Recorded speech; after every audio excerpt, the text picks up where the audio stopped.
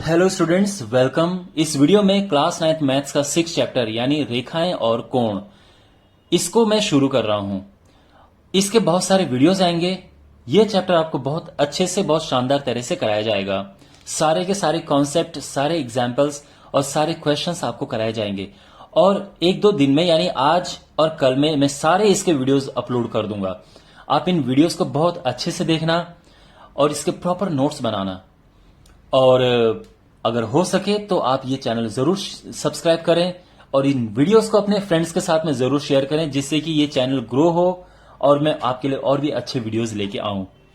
तो शुरू करते हैं। सबसे पहले मैं आपको, जैसे मैंने कहा कि बहुत सारे पार्ट्स में आएगा, तो कुछ वीडियोस कॉन्सेप्ट के वीडियोस होंगे, कुछ एग्जाम्पल्स के होंगे और कुछ क्वेश्चंस के होंगे।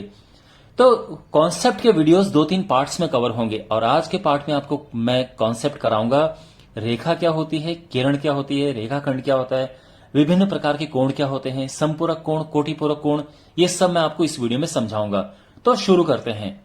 सबसे पहले शुरुआत करते हैं इससे। ये क्या है? यह है बिंदु, पॉइंट। तो कोई बिंदु क्या होता है? देखो, ऐसी आकृति जिसकी ना तो लंबाई हो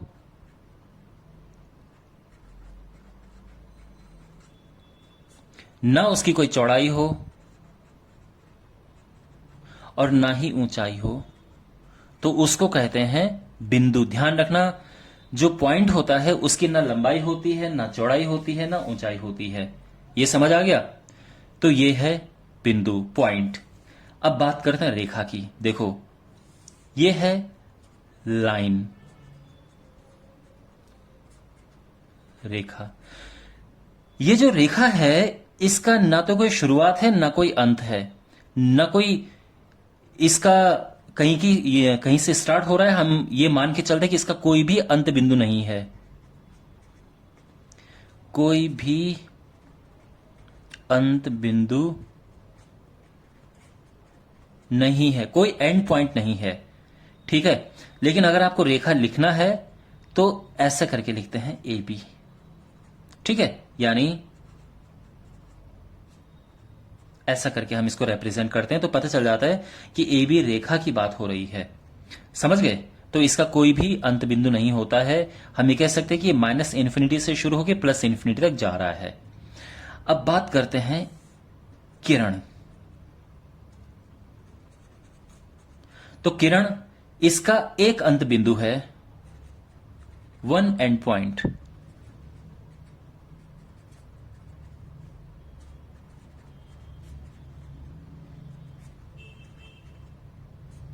किरण यानी रे। तो इसका एक एंड पॉइंट है, तो यहां से शुरू हो रहा है और यहां ये एंड नहीं हो रहा है। ध्यान रखना, बस ये कट करते हैं ताकि हम ए बी लिख सकें। और अगर आपको रेखा लिखनी है तो हम इसको ऐसे दर्शाते हैं। और ये है, सॉरी, अगर आपको किरण लिखना है तो हम इसको ऐसे दर्शाते हैं। और ये है किरण, ओके, रे। और इसका एक अंत बिंदु होता है। अगर हम बात करें इसकी, ये है ए और यह बी, तो इसके आप देख सकते हैं यहां से शुरू होकर यहां पे खत्म हो गया है। यह है रेखाखंड,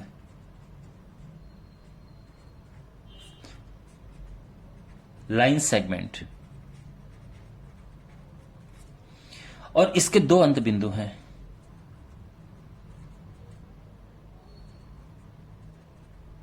ठीक है, यानी यहां से शुरू होकर यहां पे खत्म हो गया।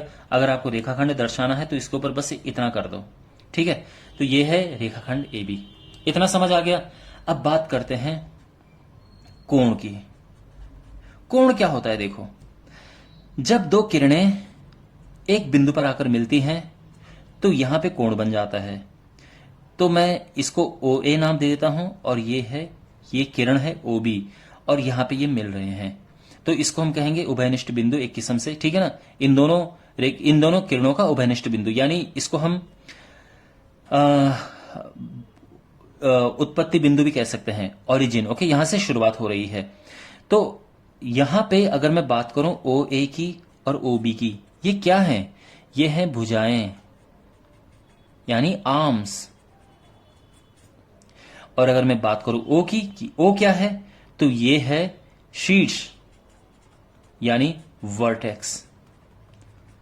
और जो ये है कोण, तो ये कोण क्या है, हम इसको पढ़ेंगे कोण AOB, और इसका सिंबल होता है इस तरह से। और आप चाहे तो इसको क्या लिख सकते हो, BOA, यानी जहां पे रेखाएं ये किरणें मिल रही हैं वहां पे वो बीच में आता है। आप इसको OBA नहीं कर सकते हैं। तो यहां पे रेखाएं मिल रही हैं तो ये या तो AOB होगा या BOA होगा, दोनों बात एक ही है। यहां तक समझ आ गया? ओके, अब मैं आपको विभिन्न प्रकार के कोण बताता हूं। तो देखिए, दो भुजाएं एक बिंदु पर जिस तरह से मिलती हैं उससे इसके अलग अलग प्रकार के पता चलते हैं कि कौन कौन से प्रकार के कोण बन रहे हैं। अगर मैं बात करूं, एक भुजा तो ये है OA, इसको मैंने फिक्स कर दिया है, ठीक है। और अब मैं इस पे डाल रहा हूं, ये फिक्स है, ठीक है ना, इसको मैंने एकदम फिक्स कर दिया है। और जो दूसरी भुजा है मैं उसको घुमा रहा हूं। तो अगर मैं बात करूं इसकी, तो ये जो कोण है, ये वाला कोण, इसका नाम क्या होगा, ये है न्यून कोण। और न्यून कोण जो होता है वो 0 से लेके, मान लो कि x न्यून कोण है, 90 अंश के बीच में होता है। यहां तक समझ आ गया? अच्छा, अगर मैं बिल्कुल, एक तो ये फिक्स है, अगर मैं ये कोई भुजा है, ये कोई किरण है, ठीक है ना, और मैं इस कोण की बात करूं तो ये होता है 90 अंश का, 90 डिग्री का, और इसको कहते हैं समकोण।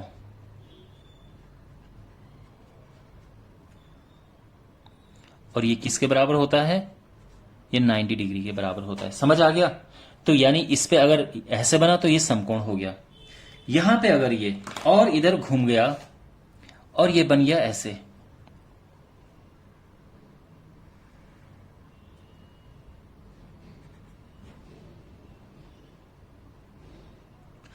तो इसको हम कहेंगे अधिक कोण, ऑब्ट्यूज एंगल।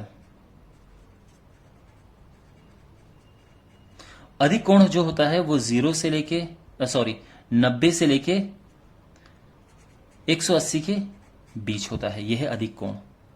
यहां तक सब समझ आ गया? अब इसके बाद अगर हम बात करें एकदम सीधी रेखा की, ओके, मैं उम्मीद करता हूं कि बिल्कुल आपको दिख रहा होगा ये लाइन, ये एकदम सीधी रेखा है, ठीक है ना। तो इसे कहेंगे हम, देखो इसके एक दो नाम है, इसको हम सरल कोण भी कहते हैं, इसको हम ऋजु कोण भी कहते हैं। और ये 180 के बराबर होता है, ठीक है ना। तो ये है ऋजु कोण। अब इसके बाद फाइनली अगर हम इसको और इधर मोड़ें, ध्यान रखना एक लाइन अभी भी ये फिक्स है। तो जो ऋजु कोण है वो कोण कैसा है, वो यहां से लेके और यहां तक ये पूरा कोण एकदम स्ट्रेट लाइन है, ये इसको हम सरल कोण भी कहते हैं।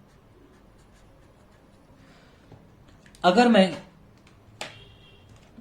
यहां से और इसकी बात करूं,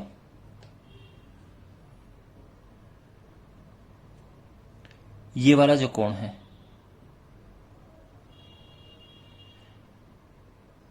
तो ये हमारा जो एंगल है वो रिफ्लेक्स एंगल है, ठीक है ना।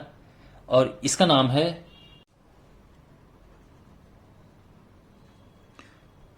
प्रतिवर्ती कोण।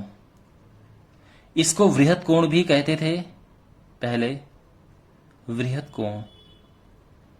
तो अगर कहीं वृहत कोण सुनने को आए तो ये, और इंग्लिश में इसको रिफ्लेक्स एंगल कहते हैं। और ये होता है 180 से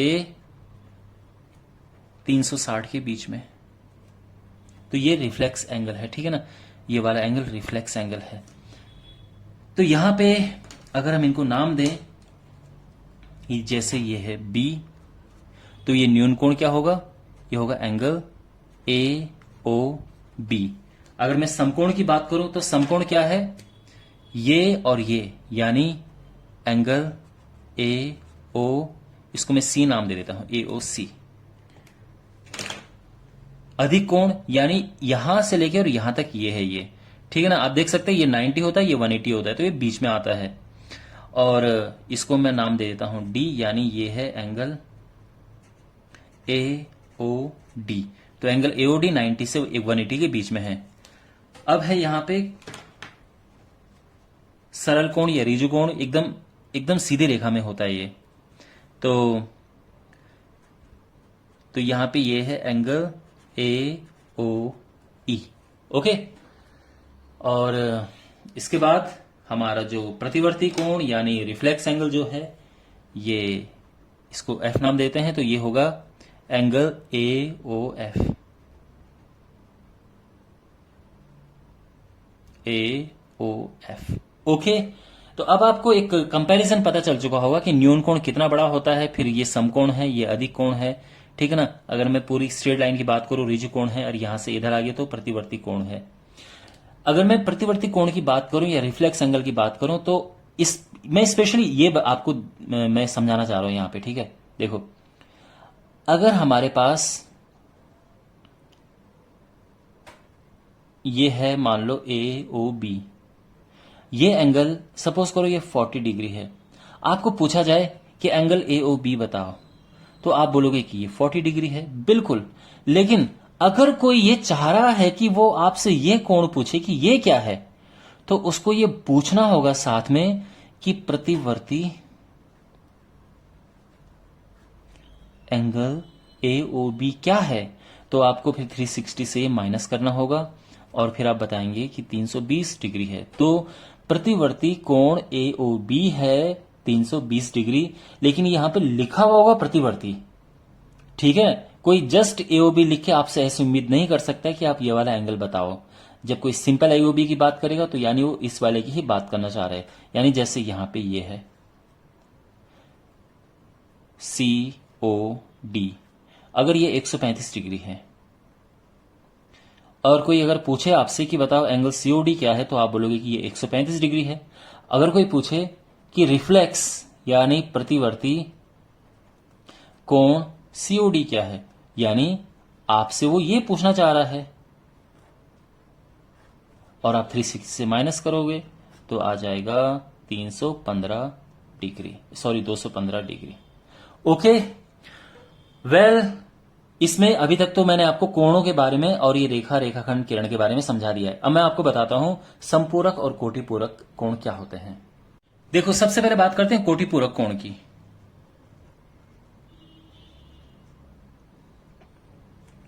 कोटिपूरक कोण होते हैं जब दो कोणों का योग 90 अंश होता है। तो एक x है और दूसरा y है, अगर इनको मिला के 90 डिग्री है, 90 डिग्री, तो इनको हम कोटिपूरक कोण कहेंगे।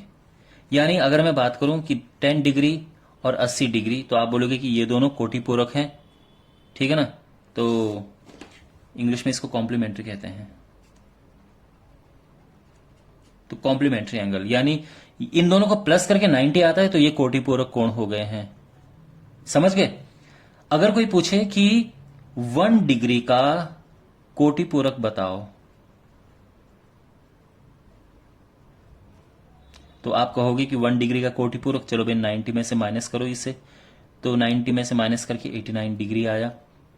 तो आप कहोगे कि 1 डिग्री का कोटिपूरक 89 डिग्री है। 5 डिग्री का कोटिपूरक कोण क्या होगा? 85 डिग्री है। क्यों? क्योंकि 90 में से माइनस करेंगे 5 तो 85 आएगा। ओके, 89 डिग्री का कोटिपूरक कोण क्या है? तो 89 डिग्री का कोटिपूरक कोण 1 डिग्री है, एक अंश है। क्यों? क्योंकि 90 में से अगर इसे माइनस करोगे तो 1 आएगा। यह है कोटिपूरक। आपको समझ आ गया? अगर आपके पास कोई क्वेश्चन इस तरह से है कि कोई कोण अपने कोटिपूरक का 4 गुना है, तो कोण बताओ। आप समझ गए प्रश्न? कोई कोण अपने कोटिपूरक का 4 गुना है, तो कोण बताओ। तो देखो, आप क्या करोगे, कोण को ले लो x। अगर ये x है तो इसका कोटिपूरक क्या होगा? बिल्कुल 90 माइनस एक्स होगा। वही मैं आपको बता रहा हूं कि किसी कोण का कोटिपूरक निकालना है तो 90 में से माइनस कर दो। ठीक है। अब प्रश्न में क्या कंडीशन दी है? कंडीशन ये है कि जो कोण है वो अपने कोटिपूरक का 4 गुना है। ठीक है ना? कोई जो जो कोण है अपनी कोटि पूरक का 4 गुना है, तो हमने ये कर दिया, 4 गुना है कोटि पूरक का। अब इसको हमें थोड़ा सिंप्लीफाई करना है, ये आएगा 936 और ये 4x, अगर ये इस तरफ आएगा तो ये प्लस होके 5x आ जाएगा, और ये मतलब 9 चौके 36, 360, ठीक है ना। और जब आप x निकालोगे तो 360 में हम 5 का डिवाइड करेंगे और ये 72 डिग्री आ जाएगा। तो वो कोण 72 डिग्री है जो कि अपने कोटि पूरक का 4 गुना है। अब एक बार क्रॉस चेक कर लेते हैं, ठीक है।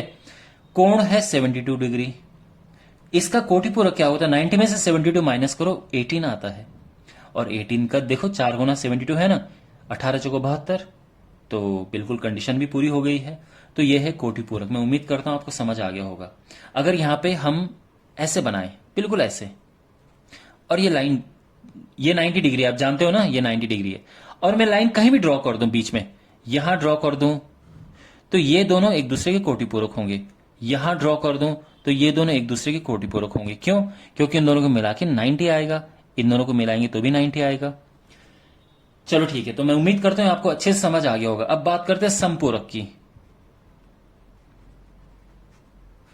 समपूरक यानी सप्लीमेंट्री।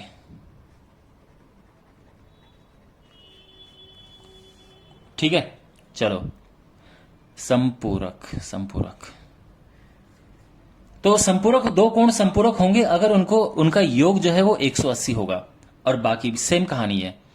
तो यानी अगर मैं ये कहूं कि कोई किसी कोण का, मान लो कि 1 डिग्री का संपूरक क्या है, अरे यार संपूरक, तो 1 डिग्री का संपूरक जो होगा 180 माइनस 1 यानी 189 डिग्री होगा। 90 डिग्री का संपूरक क्या है, वो भी 90 डिग्री है। 35 डिग्री का संपूरक क्या होगा, 180 में से 35 माइनस करो, कितना आएगा, लाइक 145 आ जाएगा। तो ये है, तो संपूरक समझ आ गया। अब एक छोटा सा क्वेश्चन करते हैं। कोई को अपने संपूरक के बराबर है, कोण बताओ। तो कोई कोण, तो कोण को हम ले लेते हैं x और संपूरक को ले लेते हैं 180 माइनस x, है ना। कोई कोण जैसे हमने यहां पे लिया था वैसे ही। प्रश्न में है कि जो कोण है वो अपने संपूरक के बराबर है, तो इनको बराबर कर दो, ये इस तरफ आएगा तो 2x हो जाएगा 180, और ये 2 से डिवाइड करेंगे तो 90 आ जाएगा। अब आप देख सकते हैं कोई कोण अगर 90 है तो उसका संपूरक भी 90 होता है। क्यों भाई, 180 में से माइनस कर दो 90 ही आएगा। तो अब यहां पे देखो ना, 90 का संपूरक 90 होता है, 180 में से माइनस करेंगे 90 तो 90 आएगा। ओके, और अब हमारे पास है संरेख बिंदु और असंरेख बिंदु। एक छोटा सा टॉपिक है, देखो संरेख जैसे कि नाम से ही पता चल रहा है, एक ही रेखा में। तो जब हमारे पास कुछ बिंदु एक ही रेखा में होते हैं, तो कुछ बिंदु का मतलब हम 3 या 3 से अधिक बिंदुओं की बात कर रहे हैं, यानी 2 से अधिक बिंदुओं की बात कर रहे हैं। तो अगर ये एक ही रेखा में होते हैं तो हम इनको कहेंगे कि ये संरेख बिंदु हैं, collinear points. Okay, collinear points. लेकिन अगर बिंदु इस तरह से है तो ये बिंदु असंरेख बिंदु है, क्योंकि ये एक रेखा में नहीं है। अगर आप ये लाइन ड्रॉ करना चाहोगे तो ये छूट जाएगा, ऐसे ड्रॉ करना चाहोगे तो ये छूट जाएगा। तो ये बिंदु असंरेख बिंदु है, क्योंकि ये एक ही रेखा में नहीं है। ध्यान रखना, हम 2 से अधिक बिंदुओं की बात कर रहे हैं, क्योंकि 2 पॉइंट तो हमेशा संरेख होंगे। चाहे आप ऐसे ड्रॉ देख लो पॉइंट्स, अगर पॉइंट्स को ऐसे रखो तो ये एक ही रेखा में हो जाएंगे। इसलिए हम बात करते हैं 3 या 3 से अधिक बिंदुओं की। ओके, तो ये था आपका बेसिक कॉन्सेप्ट का पहला वीडियो। दूसरे वीडियो में कुछ और कॉन्सेप्ट्स में लेके आऊंगा, तो उस वीडियो को भी देखना। मिलते हैं अगले वीडियो में। Take care.